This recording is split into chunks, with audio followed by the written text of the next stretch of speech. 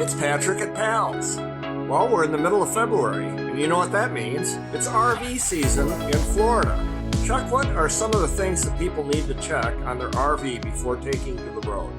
Well, the number one thing we see a problem with the most is the braking system. Because these vehicles sit for long periods of time, what can happen is you can have buildup or corrosion on the caliper slides, making them hang up.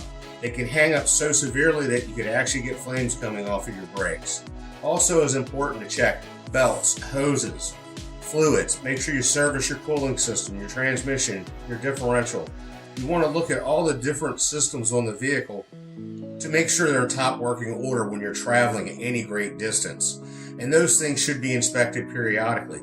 We do those type of inspections here at Pals. So if you need your RV inspected, please bring it to Pals. We hope to see you soon.